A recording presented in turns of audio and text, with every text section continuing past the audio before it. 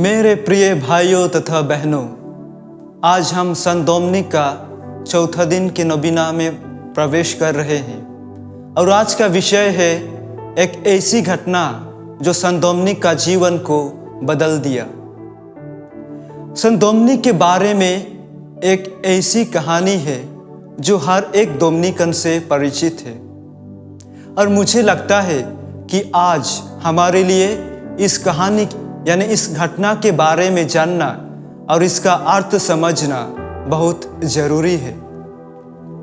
एक बार संत डोमिनिक ने दक्षिणी फ्रांस के आल्बी नामक क्षेत्र में धर्माध्यक्ष डिएगो के साथ एक राजनयिक यात्रा कर रहे थे।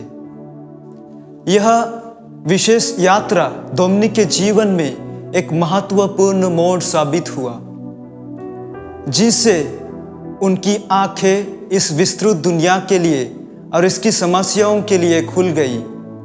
जब वे दक्षिणी फ्रांस से गुजर रहे थे तब उन्हें एक चौंकाने वाली स्थिति का सामना करना पड़ा, जहां ईसाई लोग कैथोलिक कलीसिया से अलग होकर कथारी नामक धर्म को अपनाने लगे थे। इस समाज के लोग खुद को शुद्ध और सिद्ध कहते थे। वे काले कपड़े पहनते थे और एक तपस्वी जीवन जीते थे।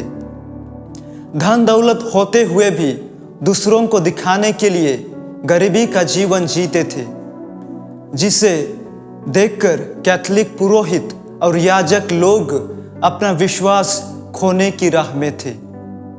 यात्रा करने वक्त डोमिनिक को एक सराय पर रुकना पड़ा, जहां पर डोमिनिक की मुलाकात एक सरायदार से हुआ जो कथारी लोगों के त्रुटियों पर डूबा हुआ था। यह भी कहा गया है कि वह एक कथारी समाज के उपयाजक के रूप में उस शहर पर काम करता था। डोमिनिक रात भर एक अनजान मुसाफिर के रूप में अपना स्थिति भूलकर, उस यात्रा की थकान को भूलकर उस सरायदार से चर्चा की। उन्होंने क्या चर्चा की? उन्होंने उससे विश्वास और सत्य के बारे में चर्चा की। वह चर्चा शायद तार्किक भाव से हुआ, क्योंकि डोमिनिक अध्ययन के क्षेत्र में श्रेष्ठ थे और यह व्यवस्थित भी था, इसके साथ साथ कोमल भी। इसलिए संत डोमिनिक सरायदार के जो भ्रम और मूर्खता का जीवन जी रहा था उसे दूर करने में सक्षम हुआ। वह विश्वास में दृढ़ होते हुए उस सरायदार को अपने ओर खींच लिया। अंत में वह संत डोमिनिक की बातों को इनकार नहीं कर सका, जो दृढ़ विश्वास के साथ बोल रहा था। जब दिन ढला तो उसने स्वयं को डोमिनिक की ओर आत्मसमर्पण कर दिया। इसके पश्चात डोमिनिक बड़ी खुशी और आनंद के साथ उस भटकी आत्मा को बचाकर अपनी यात्रा में आगे बढ़े। आज जब हम धर्म और विश्वास के बारे में चर्चा करते हैं तो हम आसानी से दूसरों के ऊपर क्रोधित हो जाते हैं और कई बार हमारे लिए एक दूसरों के प्रति अच्छा और कोमल होना मुश्किल हो जाता है। फिर भी यदि हम दूसरों के हृदय में परिवर्तन लाना है तो यह हिंसा और नफरत से संभव नहीं है। हमें इसे छोड़ना चाहिए और वह करना चाहिए जो डोमिनिक ने किया, तत्वों के साथ कोमल होकर और सच्चाई के साथ, और कभी पीछे हटना नहीं चाहिए। हृदय में बदलाव लाने के लिए ईश्वर की कृपा के साथ साथ समय की आवश्यकता है।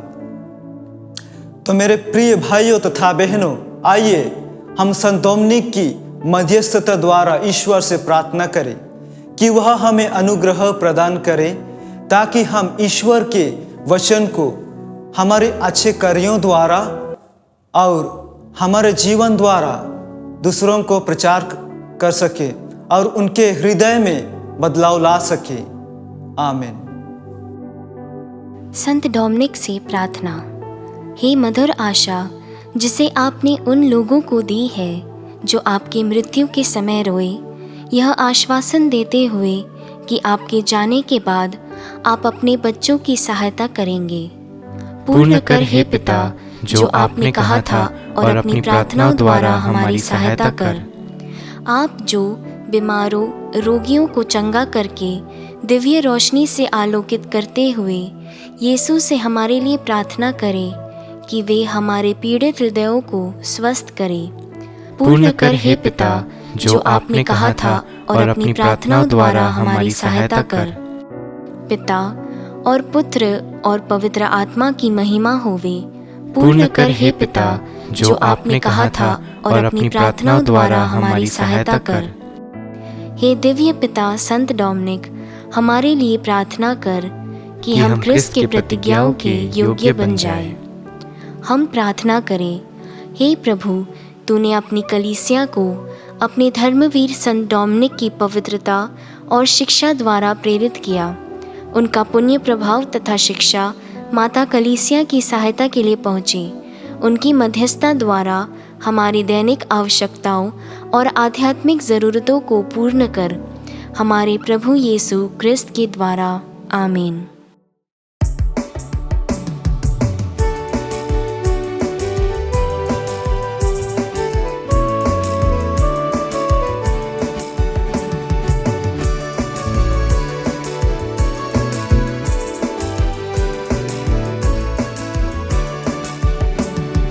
आंसुओं के संग बही तेरी प्रार्थना, बन की आत्मा को तूने दिया सांत्वना।